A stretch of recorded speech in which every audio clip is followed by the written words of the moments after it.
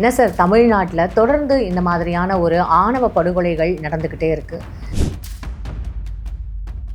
நெல்லையில் சிவமதி அப்படின்ற ஒரு பொண்ணு ஃபோனில் தன்னோட லவ்வரோட பேசிட்டே இருக்கும்பொழுது அப்போ அவங்கள கொலை பண்ணியிருக்காங்க. அந்த காதலன், அதாவது அந்த லவ்வர் வந்து போய் சொல்லியிருக்காங்க, நான் லைனில் இருக்கும்பொழுதே அவங்க வீட்டில் அந்த பொண்ணு அடிச்சிருக்காங்க, அதுக்கு நானே சாட்சி. இன்னொரு இடத்துல அந்த பொண்ணு தலித் சமூகத்தை சேர்ந்த 22 வயசு பொண்ணு தேவஜெசி பிரியா, 23 வயசு வசந்தகுமார் வன்னியர் சமூகம். அது கல்யாணம் பண்ணி முடிஞ்சிடுச்சு 3 மாதம் கழிச்சு. உனக்கு வன்னியர் சமூகத்தில் மாப்பிள்ளை தேவைப்படுதா அப்படின்னு சொல்லிட்டு அந்த பொண்ணை மர்மமான பகுதிகள் அதுக்கப்புறம் அடித்து அந்த நீங்கள் கேட்கின்ற கேள்வியை ரொம்ப மன வருத்தத்தை அளிக்கக்கூடிய ஒரு கேள்வி. தலித்தில் இருந்துட்டு உனக்கு வன்னியர் சமூகத்தில் ஒரு மாப்பிள்ளை தேவையான்ற ஒரு கெட்ட வார்த்தைங்களாம் ஒரு அந்த பெண்ணு வந்து ஒரு இந்து முறைப்படியே திருமணம் செய்திருக்கிறாங்க. திருமணம் முடிஞ்சிருச்சு. முடிஞ்ச 3 மாதத்திலேயே ஏதோ பிரச்சனை நடந்திருக்கு. திடீர்னு காலையில், அதாவது 31ஆம் தேதி காலையில் ஃபோன் வந்திருக்கு. அந்த பெண்ணுடைய அண்ணனுக்கு தங்கச்சி தற்கொலை பண்ணிக்கிருச்சு, நாளை இறந்து போயிருச்சு, ஹாஸ்பிட்டலில் வச்சுருக்கோம், அவனுக்கு எப்படி ஆயிருக்கு.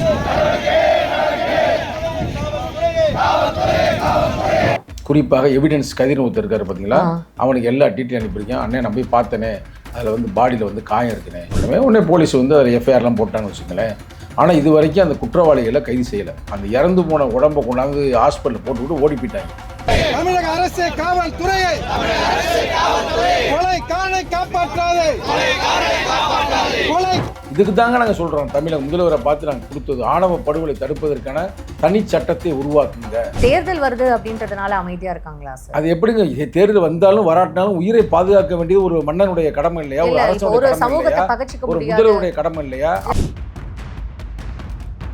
அந்த குற்றவாளி இதுவரைக்கும் கைது பண்ணல. நம்ம பேசி கொண்டு இந்த தருணம் வரைக்கும் எஃப்ஐஆர் போட்டாங்க. எஃப்ஐஆருக்கு அப்போ என்ன அர்த்தம், பெரிய பெரிய அமைச்சர் பெருமக்கள் சில பேர் பாதுகாக்கலாம் ஓட்டுக்காக. நான் அப்போ வந்து அங்கே இருக்கிற களத்தில் இருக்கிற எங்கள் கட்சியோடைய மாவட்ட செயலர் வீர பொன்னிவன் நான் ஃபோன் பண்ணுறேன். நீ இப்போ நேரடியாக நீங்களே கேளுங்க, என்ன நடக்குது தம்பி, என்ன பொசிஷன். அந்த ஃபேஸ்புக்கில் வந்து நீங்கள் வந்து அங்கே இதில் இருந்து மக்கள்கிட்ட வந்து சந்திச்சு எதை பேசிக்கிட்டு இருக்கிறீங்க.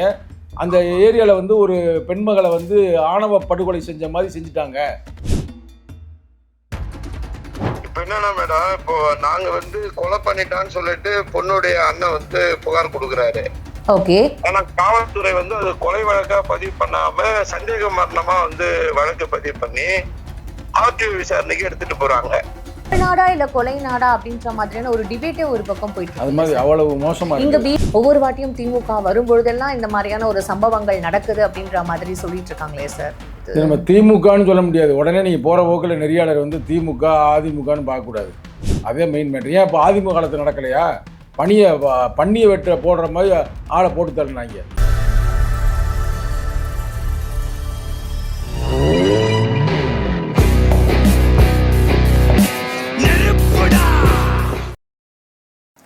ஃபயர் தமிழன் நேயர்கள் அனைவருக்கும் வணக்கம். இன்னைக்கு நம்மளோட விசிகேயோட மாநில செயலாளர் சங்கத்தமிழன் அவர்கள் நினைஞ்சிருக்காரு. நிகழ்ச்சிக்கு போகலாம். சார் வணக்கம். சார் வணக்கம். என்ன சார், தமிழ்நாட்டில் தொடர்ந்து இந்த மாதிரியான ஒரு ஆணவ படுகொலைகள் நடந்துக்கிட்டே இருக்குது. இது எங்கே தான் போய் முடியும்? ஏன்னா நம்மளுமே நிறைய விஷயங்கள் இதை பற்றி டிஸ்கஸ் பண்ணியிருக்கோம். இது வந்து பெண்களுக்கு முக்கியமாக ரொம்ப பாதிப்பு ஏற்படுற மாதிரி நிறைய விஷயங்கள் இங்கே தொடர்ந்து இந்த சமூகத்தில் நடந்துக்கிட்டே இருக்குது சார். இதோட அடுத்த இது என்ன? இங்கே வந்து ஒரு பாதுகாப்பே இல்லையா? பெண்களுக்கு பாதுகாப்பு தமிழகம் அப்படின்னு சொல்லிட்டு இங்கே தொடர்ந்து திமுக ஒரு பக்கம் சொல்லிக்கிட்டே இருக்கு. பெண்கள் மாநாடு கூட ஒரு பக்கம் நடத்திட்டு இருக்காங்க. ஆனால் ஒரு பக்கம் ஆணவ படுகொலைகள் 2 இன்சிடென்ட் நடந்திருக்கு சார்.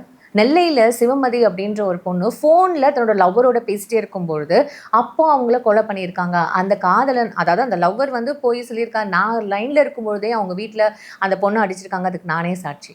இன்னொரு இடத்துல அந்த பொண்ணு தலித் சமூகத்தை சேர்ந்த 22 வயசு பொண்ணு தேவஜெசி பிரியா, 23 வயசு வசந்தகுமார் வன்னியர் சமூகம். அது கல்யாணம் பண்ணி முடிஞ்சிடுச்சு 3 மாதம் கழிச்சு. உனக்கு வன்னியர் சமூகத்தில் மாப்பிள்ளை தேவைப்படுதா அப்படின்னு சொல்லிட்டு அந்த பொண்ணை மர்மமான பகுதிகள் அதுக்கப்புறம் அடித்து அந்த எனக்கு சொல்லவே தெரில சார். ரொம்ப கொடுமையான செயலுங்க. நான் கூட தொங்க விட்டுருக்கேன். வேறு ஏதோ நீ கேள்வி கேட்க போகிறேன்னு நான் யதார்த்தமாக இருந்தேன்.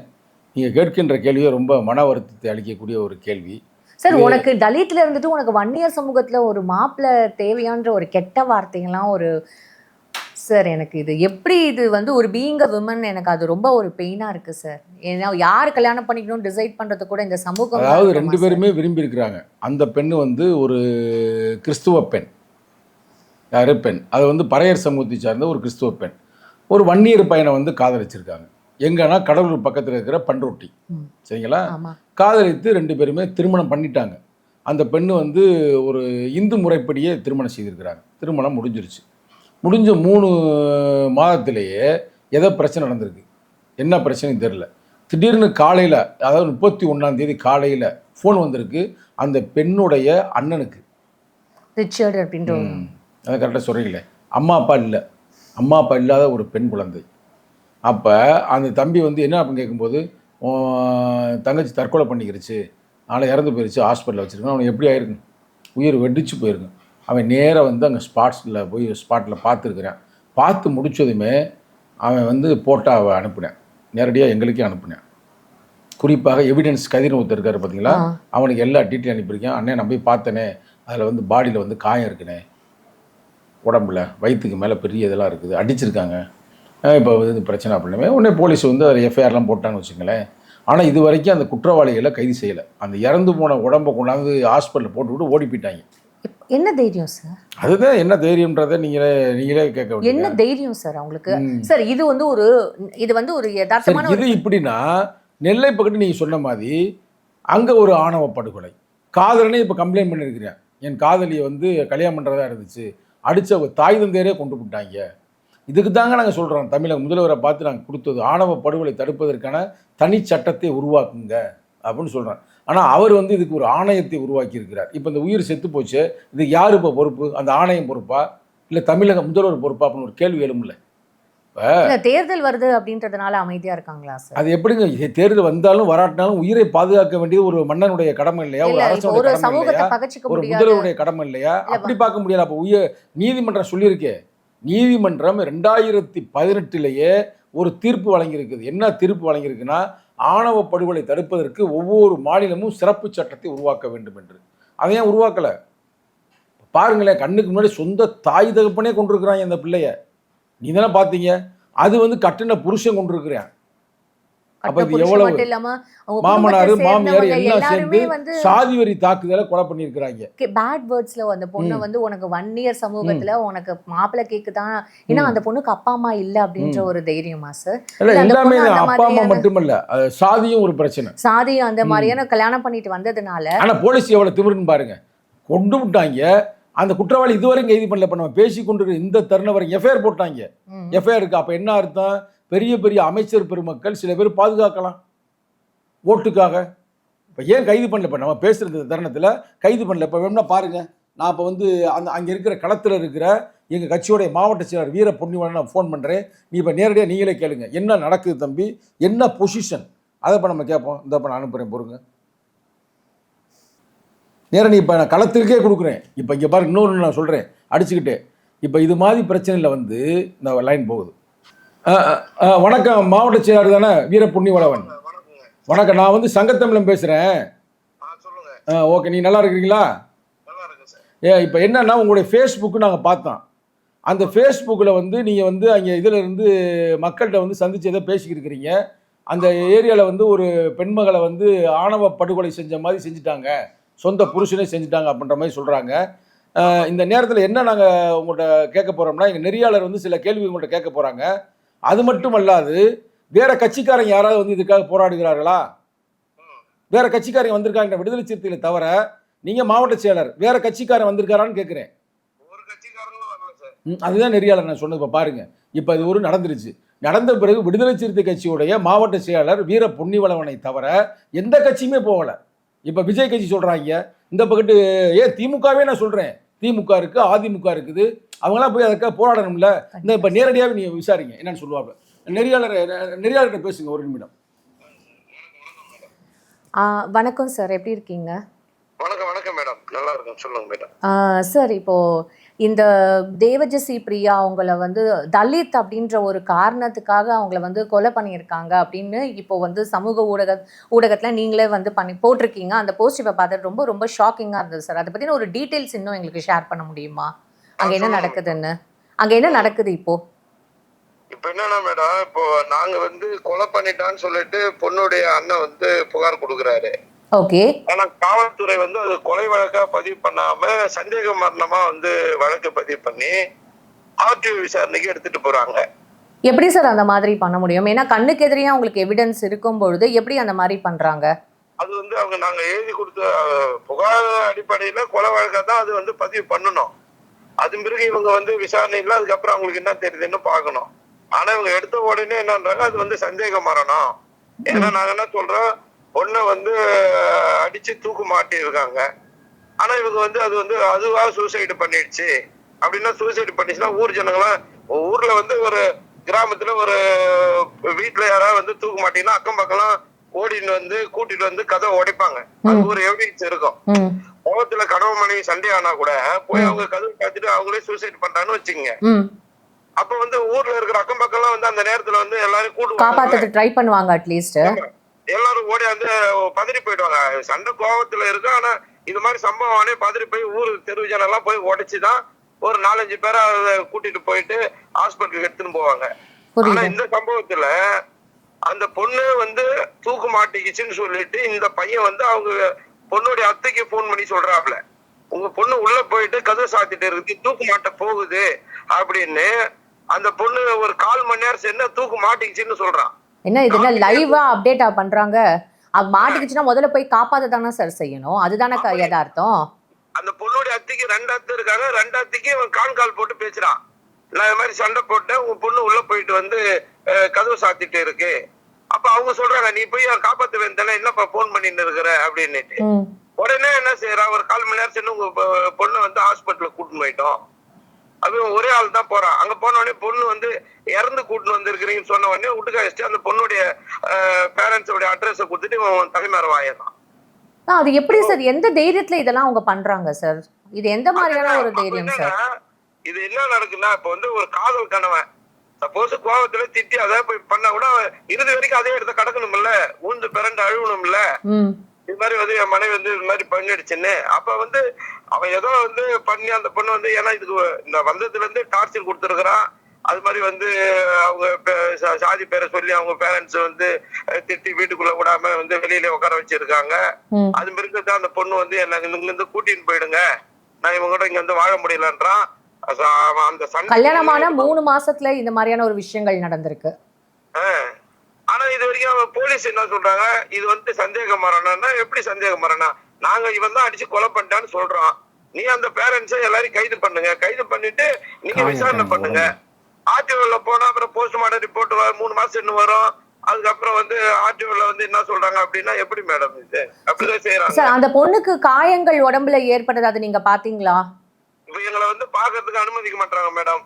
நேத்து வந்து ஒரு சில இது மட்டும்தான் வந்து அந்த போலீஸ் கடலூர்ல ஜிஹெச்ல வச்சிருக்குள்ள பொண்ணுடைய அண்ணன் போயிட்டு ஒரு சில போட்டோ எடுத்தோட அவனை வந்து அங்க வந்து அப்புறப்படுத்தினாங்க, நீ உள்ள போக கூடாது அப்படின்னு.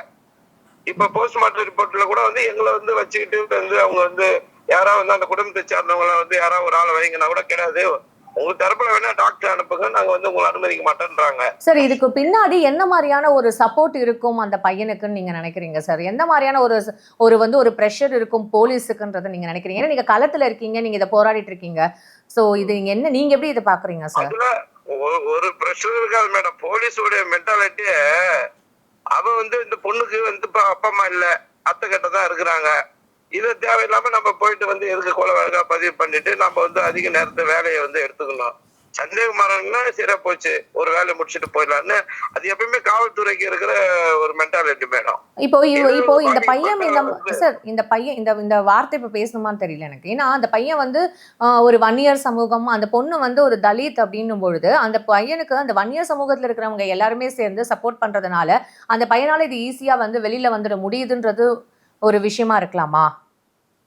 அப்ப அந்த ஊர் சப்போர்ட் இருக்குல்ல, அவங்களுக்கு வந்து என்னன்னு கேட்டா சமூக ரீதியா வந்து அவங்களுக்கு அந்த சப்போர்ட் இருக்கு, பின்புல இருக்கு. இவங்க வந்து ரொம்ப எளிய குடும்பத்துல இருக்கிறவங்க, அப்பா அம்மா கிடையாது, தலித், கேட்கறதுக்கு ஆள் கிடையாது.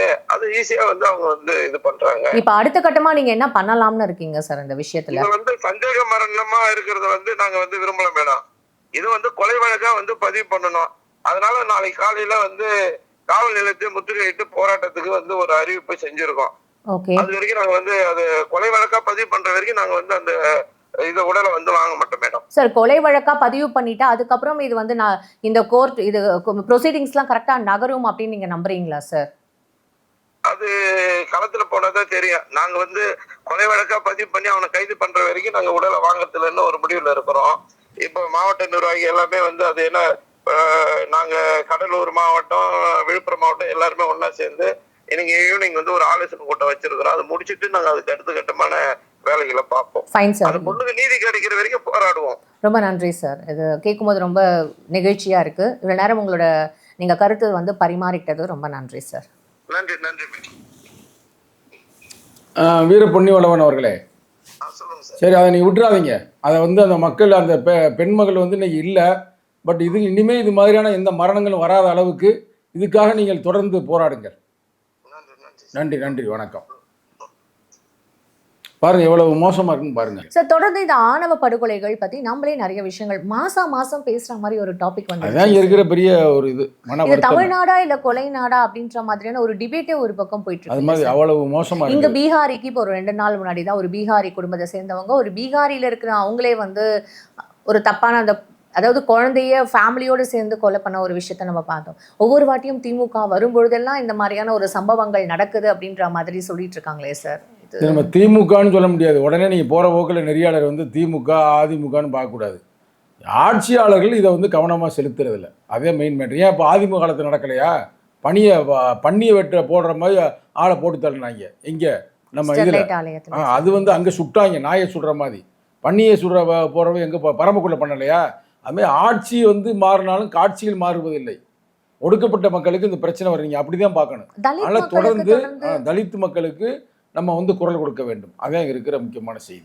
Fine sir. இப்போ இவர் களத்துல இருந்து இவர் போராடிட்டு இருக்காரு. இந்த மாதிரியான ஒரு விஷயங்கள் நாங்கள் முடிக்கிற வரைக்கும் நாங்கள் வெளில வர மாட்டோம் அப்படின்னு சொல்றாரு. இது விசிக்கு இன்னும் எந்த மாதிரியான ஒரு ப்ரெஷர் போடும் சார்? விசிக்கா தொடர்ந்து போராடுங்க.